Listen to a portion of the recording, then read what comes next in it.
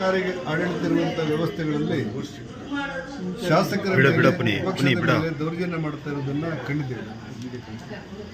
ಆದರೆ ಅಕ್ಷರಶಃ ಇವತ್ತು ಕರ್ನಾಟಕದಲ್ಲಿ ಸಿಟಿ ರವಿಯನ್ನ ಅಕ್ರಮವಾಗಿ ಬಳಸುವುದರ ಮೂಲಕ, ಶಾಸಕರೊಬ್ಬರ ಹಕ್ಕಿಗೆ ಚ್ಯುತಿ ತರುವುದರ ಮೂಲಕ, ಶಾಸಕರ ಮೇಲೆ ದೌರ್ಜನ್ಯ ಮಾಡುವುದರ ಮೂಲಕ ಒಂದು ಕೆಟ್ಟ ಸಂಪ್ರದಾಯಕ್ಕೆ ಕರ್ನಾಟಕ ಇವತ್ತು ಕೈ ಹಿಡಿದಿರುವುದನ್ನು ನಮಗೆ ನೋಡಲಿಕ್ಕೆ ಅವಕಾಶಗಳಾಗಿದೆ.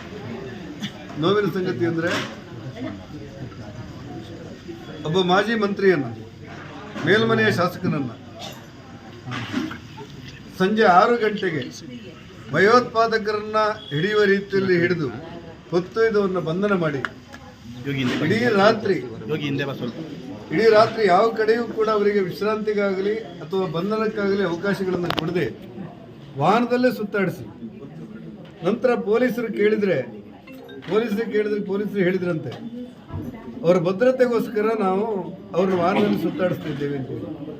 ಅಂದರೆ ಒಬ್ಬ ಶಾಸಕನಿಗೆ ರಕ್ಷಣೆ ಕೊಡ್ಲಿಕ್ಕೆ ಆಗದೇ ಇರುವಷ್ಟರ ಮಟ್ಟಿಗೆ ಕರ್ನಾಟಕದ ಪೊಲೀಸರು ವಿಫಲವಾದಂಥ ಒಂದು ಆಡಳಿತ ಆಯ್ತಾ, ಅಥವಾ ಶಾಸಕರೊಬ್ಬನನ್ನು ರಕ್ಷಣೆ ಮಾಡಲಿಕ್ಕೆ ಸಾಧ್ಯ ಇಲ್ಲದಿರುವಷ್ಟು ಕರ್ನಾಟಕ ಸರ್ಕಾರ ವಿಫಲ ಆಗುವಂಥ ಒಂದು ದುರಂತ, ಆಡಳಿತಾತ್ಮಕವಾದಂಥ ದುರಂತ ಈ ಸರ್ಕಾರಕ್ಕೆ ಬಂತ ಅನ್ನುವಂಥ ಪ್ರಶ್ನೆಗಳು ಕರ್ನಾಟಕದ ಜನರನ್ನು ಕಾಡುವಂಥ ಪರಿಸ್ಥಿತಿಗಳಿದೆ.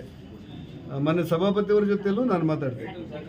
ಸಭಾಪತಿಯವರು ಅಧಿಕೃತವಾದ ಅವರ ಹೇಳಿಕೆಯಲ್ಲಿ ಏನು ಹೇಳಿದ್ದಾರೆ ಅಂತ ಹೇಳಿದರೆ, ನಾನು ಇಡೀ ಪ್ರಕರಣಗಳನ್ನು ನೋಡಿದಾಗ ಎಲ್ಲೂ ಕೂಡ ಕೆಟ್ಟ ಶಬ್ದ ಹೇಳಿದಂಥ ಮಾಹಿತಿಗಳು ನನಗೆ ಲಭ್ಯವಾಗಿಲ್ಲ ಅಂತೇಳಿ ಸಾರ್ವತ್ರಿಕವಾಗಿ ಅವರು ಪ್ರಕಟಣೆ ಕೊಟ್ಟಿದ್ದಾರೆ. ಸರ್ಕಾರ ಏನು ಹೇಳುತ್ತೆ ಅನ್ನೋದನ್ನು ಕೇಳುವಂಥ ಕುತೂಹಲ ಇಡೀ ರಾಜ್ಯದ ಜನತೆಗಿದೆ.